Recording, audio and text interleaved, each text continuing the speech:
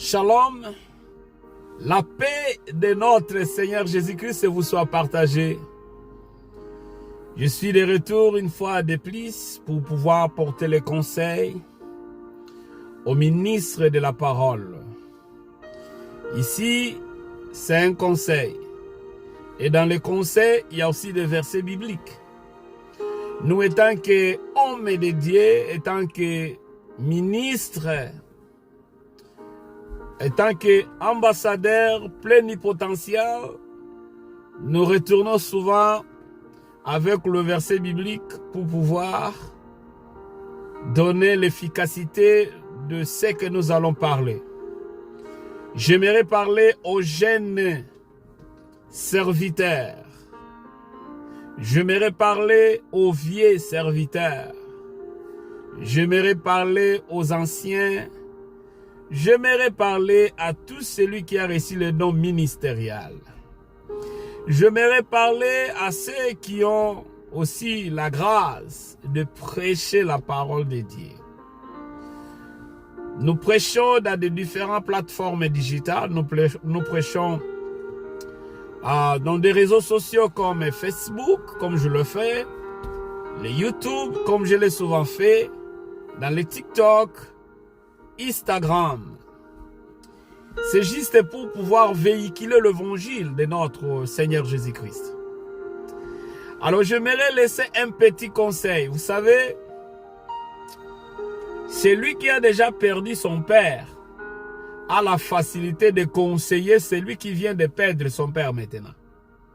Celui qui a déjà perdu sa maman a la facilité de consoler celui qui vient de perdre sa maman maintenant.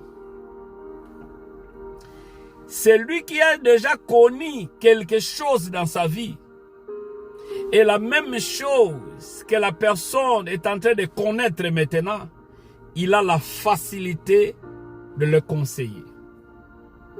Si tu as été trahi, tu as la facilité de conseiller la personne qui vient d'être trahie maintenant. Si tu as commencé l'entreprise, tu as la facilité de conseiller celui qui vient de commencer maintenant l'entreprise.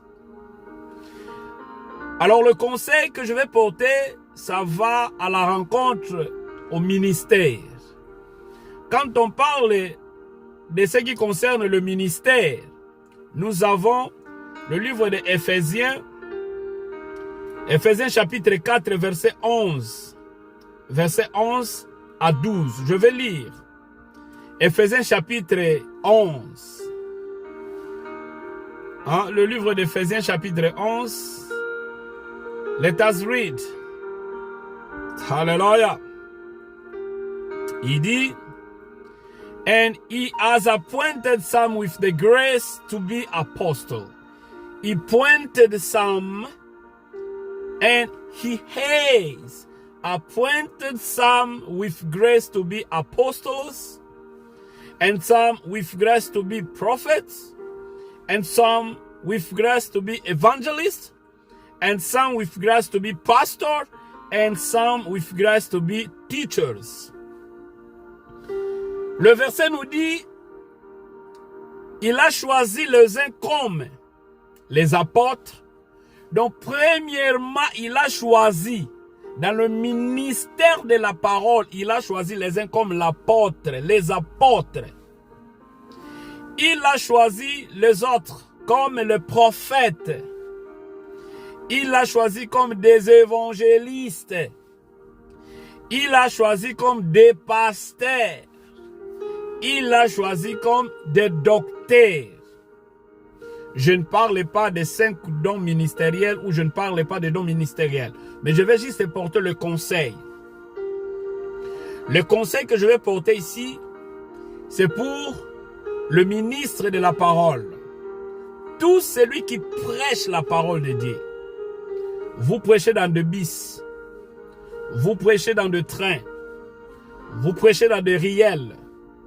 Vous prêchez dans des réseaux sociaux. Vous prêchez partout ce qui est les Écritures saintes. Je vais vous porter un petit conseil. Nous connaissons en partie et nous prophétisons en partie. Alors mon petit conseil, je commence pour dire, Jacques chapitre 5, le verset 9 nous dit ceci. Ne vous plaignez pas les uns les autres. Ne vous plaignez pas les uns les autres. Jean chapitre 5, verset 9 nous dit, ne vous plaignez pas les uns les autres.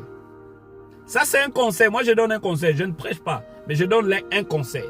La prédication est différente de conseil. L'enseignement est différent de croisade. La conférence est différente de l'exhortation. Tout ça, on apprend ça. Si vous n'apprenez pas ça, vous allez tâtonner. Si nous n'apprenons pas ça, nous allons tâtonner. Mais moi qui vous parle, je dois apprendre. Nous avons ce que nous appelons la méthodologie. Alors, mon conseil va, je commence dans le livre de Jacques chapitre 5, verset 9. Le conseil est, ne plaignez pas les uns les autres, frères, afin que vous ne soyez pas jugés. Ne plaignez pas les uns les autres, afin que vous ne soyez pas jugés. Même moi, je ne dois pas me plaigner. Ne plaignez pas les uns les autres, frères, afin que vous ne soyez jugés. Voici le juge est à la porte. Qui jugera? Ne jugez point, afin que vous ne soyez pas jugés. Moi, je ne vous juge pas et je ne saurais pas vous juger. Mais juste, je laisse un conseil.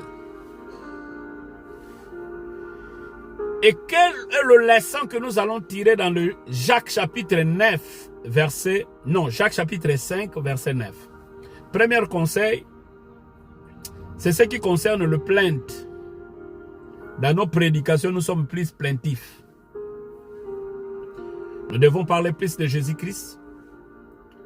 Nous devons le montrer que lui qui est le chemin. Et toutes les choses tournent tout autour de notre Seigneur Jésus-Christ.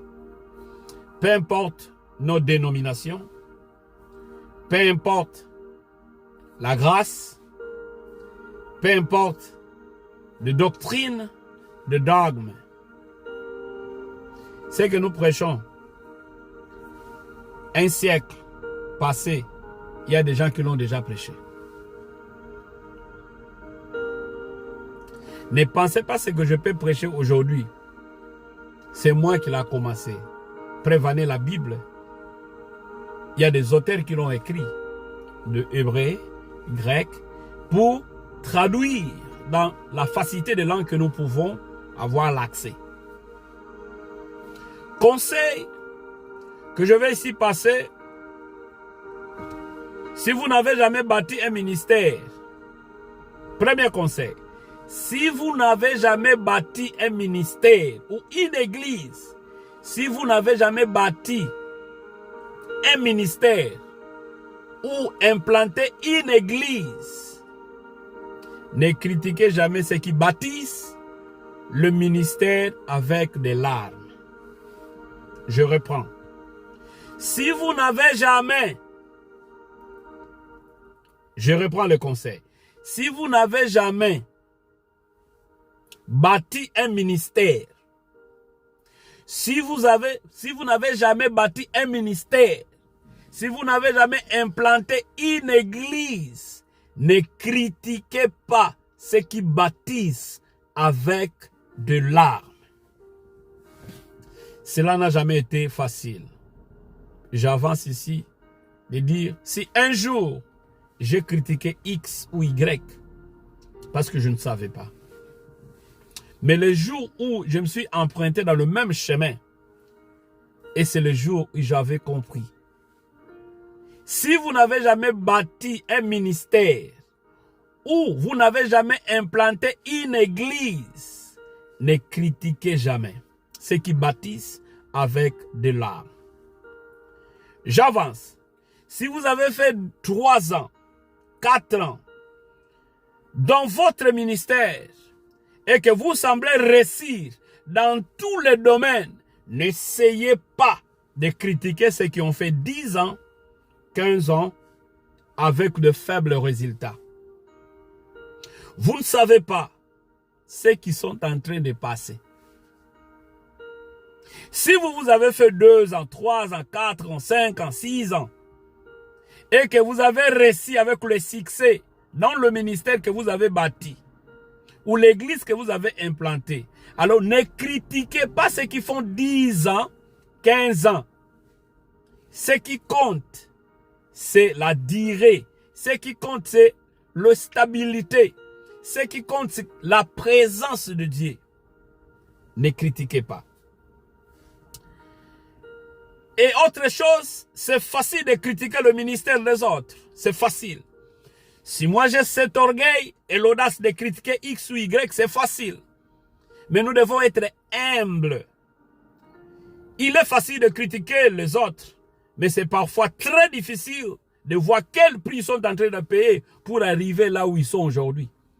Il est facile de critiquer X, il est facile de critiquer Y, mais vous ne savez pas le prix qu'il est en train de payer pour arriver là où il est. Quel est le prix qu'il est en train de payer? Dans des prières, dans des sacrifices, dans des retraites. Et quand vous venez, vous critiquez. C'est bien. Parce que vous n'avez jamais bâti un ministère. Vous n'avez jamais bâti ou implanté une église. Le jour où vous allez implanter, c'est le jour où vous allez arriver. C'est alors que vous saurez comment critiquer. Et quand vous allez critiquer, vous devez savoir aussi demander pardon. Alléluia. Et c'est pourquoi si vous allez dans le livre de Jacques, Jacques il parle et ça bien, Jacques chapitre 4 verset 11. C'est le conseil, je ne prêche pas, je passe les conseils. Et je me tiens aussi, si un jour par erreur, par ignorance, par orgueil, si un jour par erreur, par ignorance, par orgueil, j'ai critiqué, par erreur, si par erreur j'avais fait ça, alors, veuillez me pardonner. Je le fais par erreur. Je le fais par erreur. Ouais, si un jour je le fais par erreur.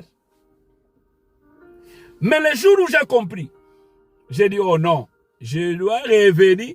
Si j'avais fait ça en public, je dois aussi revenir en public, dire, pardonnez-moi, je ne savais pas. Amen. Ah oui. Alors, ne parlez point le mal les uns les autres, frères. C'est dans le livre de Jacques chapitre 11, verset 12. Ne parlez point le mal les uns les autres, frères. C'est lui qui parle le mal d'un frère ou qui juge son frère, parle le mal de la foi et juge la loi. Parle mal de la loi et juge la loi. Or, si tu juges la loi, tu n'es pas observateur de la loi. Mais tu es un juge. Un seul législateur et juge, c'est celui qui peut sauver et perdre. Mais toi, qui es-tu qui juge ton prochain? Le seul législateur et juge, c'est celui qui peut sauver. Le seul qui peut nous juger, c'est lui qui peut sauver. Or, celui qui va nous sauver, c'est Jésus-Christ de Nazareth. Qui suis-je pour pointer du doigt à son serviteur? Qui suis-je pour pointer du doigt à un ministère? Qui suis-je pour pointer du doigt à une église? Je donne conseil aux jeunes serviteurs, aux anciens, aux diacres, à tout celui qui inspire dans l'art de prêcher. Le critique n'amènera pas loin. Nous devons être humbles. Nous connaissons en partie et nous prophétisons en partie. En partie. En partie. Et on dit, c'est facile de critiquer un ministère avec peu de fidélité. C'est facile de critiquer. Vous allez dire, à cette église à que 10 membres, 15 membres, 20, nous avons 200, 300, 400, 500, 1000 voire même. Ok. Jésus avait 12 disciples. Jésus avait 12 disciples. Et moi j'aime, la conception que j'ai eue, j'aime là où la parole de Dieu dit, là où il y a deux sont réunis à son nom, il est présent. Alors moi, quand il y a déjà 2 personnes, je suis dans la joie. C'est ça. Un conseil que je vais porter au ministre de la parole, c'est un conseil. Je ne prêche pas. Je n'enseigne pas. C'est un conseil. Quand c'est pour enseigner, je veux dire j'enseigne. Quand c'est pour prêcher, je veux dire je prêche. Mais c'est un conseil. Et le conseil doit être supporté par des versets bibliques. Vous voyez? Alors, c'est aussi difficile de voir combien de pasteurs au monde, dans leurs églises, dans les enseignements, ils taquinent de gauche à droite. Ce qui est important, nous devons prêcher Jésus-Christ mort, ressuscité, qui est à la droite du Père. Vous venez de bâtir votre ministère aujourd'hui. Vous venez d'implanter une église aujourd'hui. Faites attention de ne pas pêcher les poissons qui sont dans l'aquarium. Quand on dit l'aquarium, l'église à côté. Quand on dit aquarium, c'est l'église à 50 mètres de votre église implantée. C'est l'église à 20 km. Nous devons dépeupler le monde de l'ennemi et non dépeupler l'église. Non. Nous devons dépeupler. Si un fidèle quitte l'église de X ou de Y, il vient dans ton église, que vous croyez ton église, l'église là où vous dirigez, c'est bien. Le fidèle vient. Mais non aller pêcher dans l'aquarium. Hein? Que Dieu vous bénisse. C'est un conseil que moi je passe, c'est un conseil. Et écoutez, il y a des pasteurs ou serviteurs dans le ministère qui servent Dieu dans la crainte. Il y a ceux qui ont 2, 3, 4 fidèles, mais ils servent Dieu dans la crainte. Si vous avez la crainte de l'Éternel, tôt ou tard, Dieu Tout-Puissant va manifester sa grâce. Alléluia. Si vous avez la crainte, tôt ou tard, il va manifester sa grâce et vous allez vivre la main puissante. Amen. Et aussi, avant de critiquer, essayez aussi de commencer un ministère. Pour ceux qui prêchent dans des rues, dans des bus, dans des réseaux sociaux, nous prêchons dans nos messages, nous postons des messages.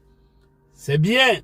Avant de critiquer X ou Y, implanter le ministère ou bâtir une église, après avoir passé 2 ans, 3 ans, 4 ans, avec l'expérience ministérielle, dans la présence de ton Dieu qui t'a appelé, c'est alors que vous allez avoir quoi critiquer.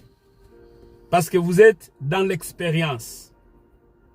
C'est pourquoi, dans des entreprises de ce monde, on demande expérience professionnelle. Nous avons ce que nous appelons expérience pastorale.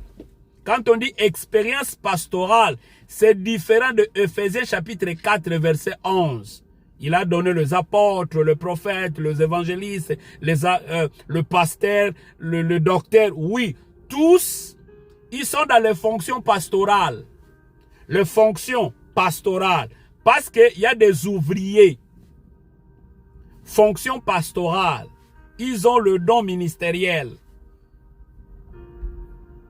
Alors, pour terminer, parce que je ne vais pas vraiment vous prendre le temps, ne pensez pas que si vous avez des instruments, vous avez bâti une église, vous avez des instruments, vous avez tout, vous avez des panneaux publicitaires, vous publiez chaque jour et vous devenez... non, au temps de Jésus, il n'y avait même pas de panneaux publicitaires. Au temps de Jésus, il n'y avait même pas des instruments sonores ou de la sonorisation. Au temps de Jésus, il n'y avait même pas de réseaux sociaux. Mais nous devons l'utiliser fidèlement pour prêcher l'évangile de notre Seigneur Jésus-Christ. Si vous avez la facilité de multiplicité de langues, utilisez-les pour les services, comme moi je le fais. Pour les services, j'ai fait l'effort. Même si je ne parle pas ça très bien, mais j'ai fait l'effort pour que l'évangile, vous aussi faisiez l'effort. S'il faut prêcher en français, prêchez en français. S'il faut prêcher en portugais, prêchez en portugais. S'il faut prêcher en anglais, prêchez en anglais. S'il faut prêcher à Munu Kutuba, prêchez à Munu Kutuba. S'il faut prêcher à Chiluba, prêchez à Chiluba. S'il faut prêcher à Swahili, prêchez à Swahili. S'il faut prêcher à Lingala, prêchez à Lingala. S'il faut prêcher à Kimbundu, Ngangela, Chokwe, faites-le. Parce qu'il y a un grand-papa, il y a un vieux de la rue, il y a quelqu'un qui n'a pas fait l'école, qui n'a pas tapé l'école comme toi, qui a aussi besoin d'écouter le message de Dieu. qui a aussi besoin d'écouter la pensée de Dieu. Alléluia. C'est ça. Alors, je vais énumérer ici 9 problématiques à éviter. Chers confrères, prédicateurs, frères ministres, frères prédicateurs, sœurs prédicatrices. S'il y a des prédicateurs, il y a des prédicatrices. Que sais-je encore? Ce qui importe, c'est l'évangile de notre Saint Jésus-Christ. Je ne suis pas ici pour taquiner X ou Y. Je parle au nom des personnes, mais je parle au sujet des prédicateurs. Que tu sois pasteur, tu es prédicateur. Évangéliste, prédicateur. Docteur, prédicateur. Apôtre, prédicateur. Prophète, prédicateur. Frère, prédicateur. Une seule chose que vous devez savoir. Première, qui serait donc c'est inévitable dans ta vie. Première des choses.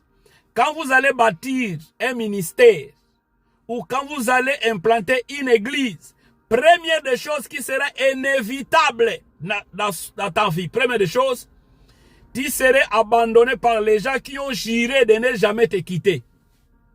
Tu seras abandonné par des gens qui ont juré, qui ne te quitteront jamais. Mais du coup, les gens t'abandonnent. Ça, c'est dire.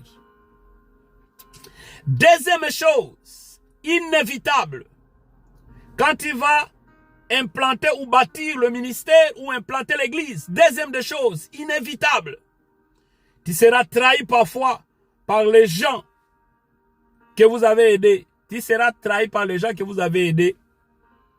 Vous n'allez pas le croire. Oui, c'est inévitable. Prévenez, Jésus a été trahi par Judas. Troisième point inévitable. Tu seras rejeté par ton propre fils, ta fille. Tu seras rejeté par le membre de ta famille. Tu ne vas pas le croire. Mais c'est inévitable.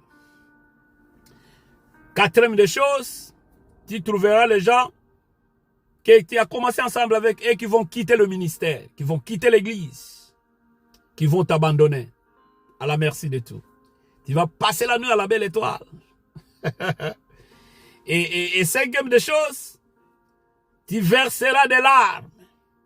Tu vas prendre même la décision de dire que non, je dois abandonner, je dois m'arrêter. Je laisse. Mais si tu as Dieu, tu peux abandonner les hommes, mais n'abandonnez pas Dieu. Malheur à celui qui fait l'œuvre de l'Éternel avec négligence. Si tu as déjà commencé l'œuvre de l'Éternel, tu dois continuer à le faire. Si tu abandonnes, tu appelles la punition de Dieu. Tu seras châtié par Dieu. Si tu as commencé, n'abandonnez pas. Ce qui est important, de ne pas commencer. Mais si tu as commencé, n'abandonnez pas. Sixième des choses,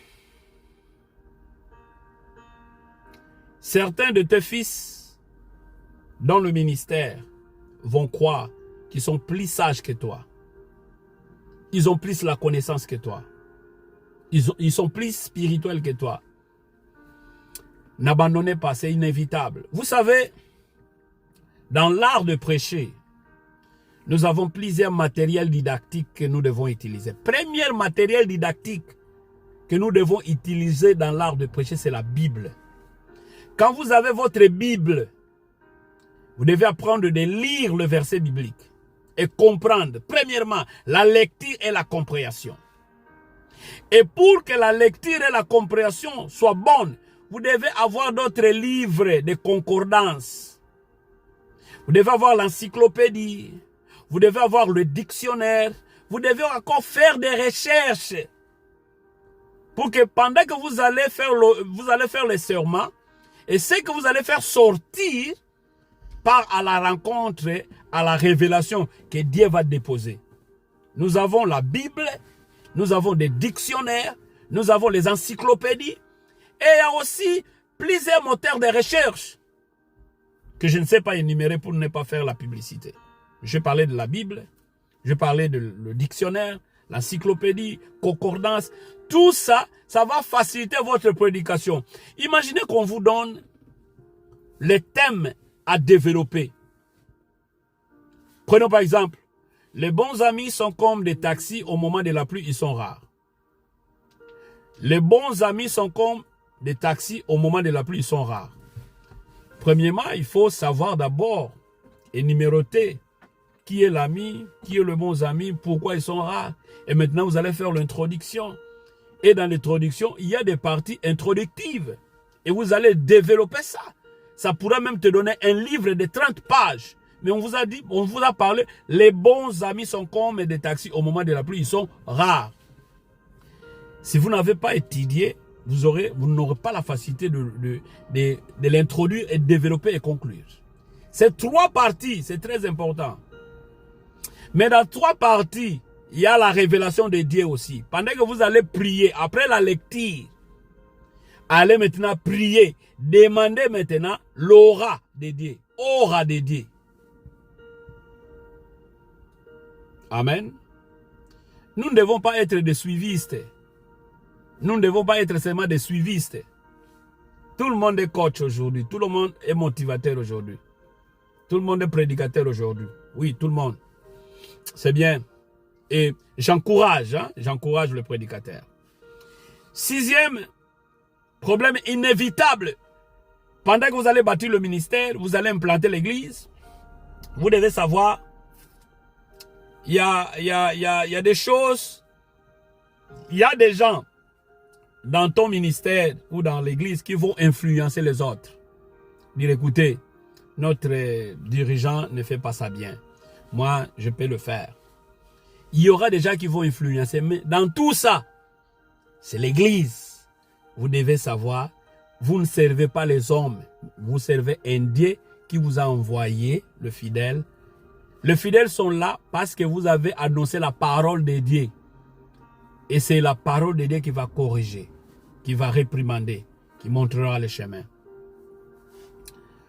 Écoute, 8e chose inévitable, pendant que vous allez bâtir le ministère, ou vous allez implanter votre église, pour le jeune prédicateur, pour les anciens, on doit encore retrouver ça dans le mémoire. Il y a des gens qui seront ingrats. Dans le ministère, il y a des gens qui seront ingrats. Il y a des gens qui vont te présenter l'ingratitude. N'abandonnez pas. Restez serein. Et 9e, certains de tes collègues dans le ministère vont être te jaloux. On va te jalouser. Alors pour ça, n'abandonnez pas. Si tu as Dieu, avancez. Tu seras même taxé de non. Mais n'abandonnez pas. Avancez. Et pour terminer, je sais que la grâce de notre Seigneur Jésus-Christ vous accompagne.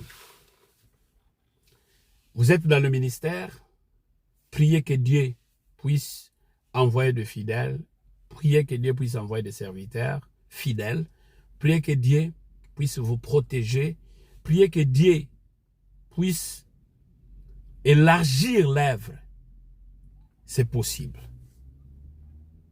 C'est possible. Faites l'étude du millier. Le millier là où vous avez implanté le ministère, le millier là où vous voulez implanter votre église, faites l'étude du millier.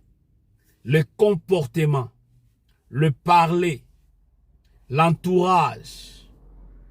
Ça, c'est un conseil pour le ministère et pour ceux qui veulent implanter. Ça fait part de la missiologie.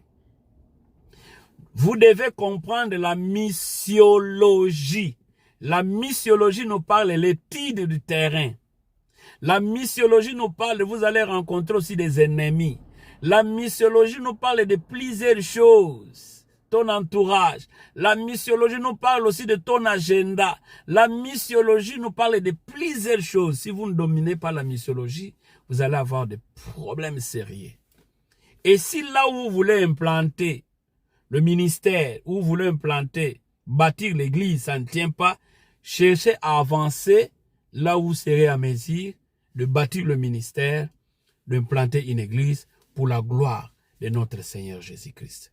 Si l'étude que vous avez faite, ça ne marche pas vis-à-vis de ce que vous avez eu comme l'image, attention. Est-ce que c'est Dieu qui vous a parlé ou c'est les hommes qui vous ont parlé? Celle-là qui vous pousse à implanter aujourd'hui, C'est là qui vous pousse aujourd'hui de dire, écoutez, commencez, nous allons te soutenir. Commencez, nous allons être là. Commencez, nous allons... Attention, il faut écouter Dieu. Écoutez Dieu. Que Dieu vous bénisse. Moi, c'est votre humble serviteur, Langaba Antonio. Partagez et dites-moi, vous me suivez à partir d'où, et Dieu vous bénisse. Que Dieu vous bénisse, merci. Je suis à la fin. Merci, merci, merci. Là, c'est ma fille.